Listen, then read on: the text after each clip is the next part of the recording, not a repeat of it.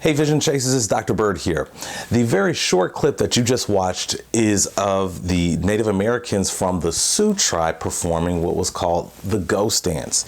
Now this ghost dance is going to be the cause of one of the most tragic events in United States history that's going to lead to the death of over 150 Native American men, women, and children. So the year is 1890, and the United States westward expansion and reclaiming of Native American land is all but complete.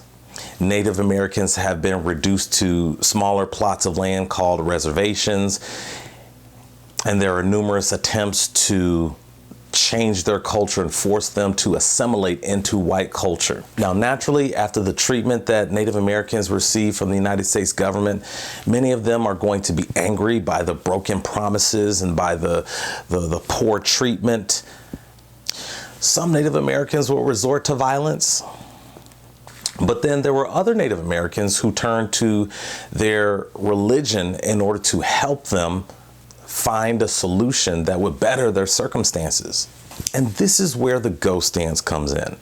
It was believed that if people practiced the ghost dance and rejected the ways of white culture, then the gods would be pleased with them, and the gods would make things better by eliminating all those other non-believers. And so the Native Americans would once again be able to move freely about the land as things were before the United States arrived.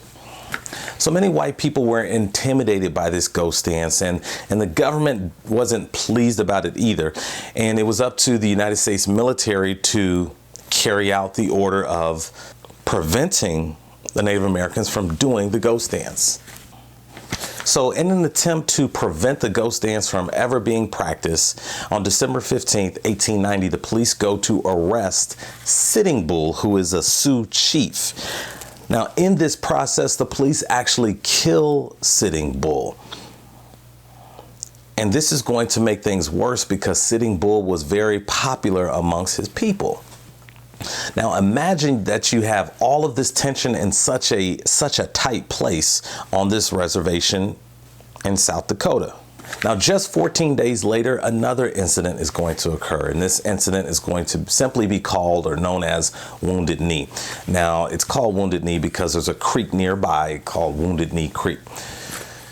So this is going to lead to the deaths of over 150 men, women, and children. Now, over half of those bodies that were discovered were women and children. So the United States military, once again, they go to seize weapons from a group of Native Americans, and so they surround them.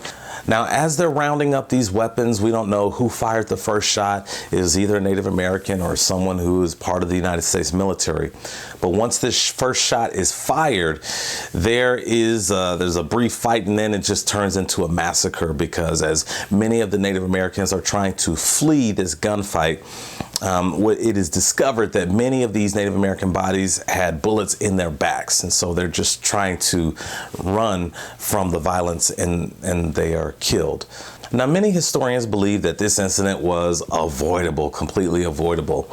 And they also feel like it was actually retaliation for what happened 14 years earlier at the Battle of Little Bighorn. So I done a video about that, and I encourage you to check that out so you can find out a little bit more about that. Well, that was just a little brief snippet of the events leading up to Wounded Knee, and so there's so much more that goes with that, and I encourage you to check that out on your own.